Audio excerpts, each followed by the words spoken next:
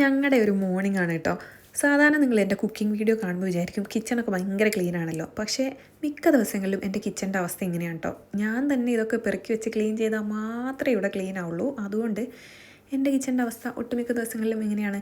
കാരണം രാവിലെ ഹസ്ബൻഡ് ജോലിക്ക് പോകും, പിള്ളേരെ രണ്ടാൾക്കാരെ സ്കൂളിൽ കൊണ്ടുവിട്ടിട്ട് വേണം ഞാൻ ഈ പാത്രം കഴുകുന്ന പരിപാടിയൊക്കെ തുടങ്ങുന്നത് കേട്ടോ. അപ്പോഴേക്കും ഒരു ചെറിയ മോനും കൂടെ ഉണ്ട് എനിക്ക്.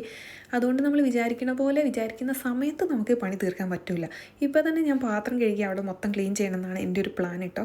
എന്നിട്ട് വേണം ഞങ്ങൾക്ക് ബ്രേക്ക്ഫാസ്റ്റ് കഴിക്കാൻ വേണ്ടിയിട്ട്. പക്ഷേ അവൻ ഇരിക്കില്ല. കുറച്ച് നേരം ഞാൻ ട്രൈ ചെയ്ത് നോക്കി, പക്ഷേ പറ്റുന്നില്ല. ആദ്യം ഞാൻ അവനെ ഉറക്കിയിട്ടാണ് പരിപാടിയൊക്കെ ചെയ്യാമെന്ന് വിചാരിച്ചത്, പക്ഷേ അന്നേരം അത് സക്സസ് ആയില്ല. അതുകൊണ്ട് ഞാൻ രണ്ടാമത് പാത്രം കഴിയുന്നതിൻ്റെ ഇടയ്ക്ക് അവന് ഫുഡൊക്കെ കൊടുത്തിട്ട് അവനെ ഉറക്കിയിട്ട് ബാക്കി ചെയ്യാമെന്ന് ഓർത്തിട്ട് അവനെയും കൊണ്ടുവന്നതാണ് കേട്ടോ ഉറങ്ങാൻ. ഇപ്പോൾ അവനൊരു 9 മാസമായിട്ടോ. അതുകൊണ്ട് തന്നെ ഇപ്പോൾ ഡ്രസ്സ് ഇടിക്കുകയും ഡൈപ്പർ ഇടിക്കാനൊക്കെ ഭയങ്കര പാടാട്ടോ. ഇവൻ ഇരിക്കില്ല, ഒരു സ്ഥലത്ത് ഇരുന്ന് തരില്ല. ഡൈപ്പറൊക്കെ നമ്മൾ ഒരു സൈഡ് ഇടുമ്പോഴത്തേക്ക് മറ്റേ സൈഡ് ഊരി വെക്കും. അങ്ങനെയാണ് കേട്ടോ. അപ്പോൾ ഒരുവിധം ഞാൻ അവനെ ഉറക്കിയിട്ടുണ്ട്. എന്നിട്ട് വേഗം വന്നിട്ട് ബാക്കിയുള്ള പണികളും കൂടെ ചെയ്യാം. മെയിനായിട്ട് ഈ പാത്രം കഴുകലും, പിന്നെ നിലത്താണെങ്കിലും ഫുൾ അടിച്ചു വരണം. അല്ലെങ്കിൽ എന്തെങ്കിലും പൊടി ഉണ്ടെങ്കിൽ അവനെ താഴെ വെച്ച് അവനത് പെറുക്കി വായിലിടും. അപ്പോൾ അതേ നമ്മുടെ ക്ലീനിങ് കഴിഞ്ഞു കേട്ടോ. ഇനിയിപ്പോൾ അടിച്ചു വാരാനും കൂടെ ഉണ്ട്. അപ്പോഴേക്കും ആൾ എണീറ്റു കേട്ടോ. അപ്പോൾ ഞാൻ അവനെയും കൊണ്ടാണ് ബാക്കി കാര്യങ്ങളൊക്കെ ചെയ്യുന്നത്. അടിച്ചു വരാൻ ഭയങ്കര പാടാണ്. എല്ലാം കൂടി കൂട്ടി വരുമ്പോഴത്തേക്കും അവൻ പെറുക്കാൻ വരും.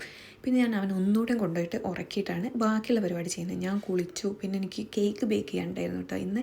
അപ്പോൾ ബേക്കിംഗ് ഒക്കെ കഴിഞ്ഞിട്ട് അതിൻ്റെ ഡെക്കറേഷനും കൂടെ ഞാൻ കാണിക്കുന്നുണ്ട്. ഇതൊക്കെ ഞാൻ ഗ്യാപ്പിട്ടാണ് കേട്ടോ ചെയ്യുന്നത്. ഒറ്റ സ്ട്രെച്ചിൽ ചെയ്യാമെന്ന് വിചാരിക്കരുത്. അപ്പോൾ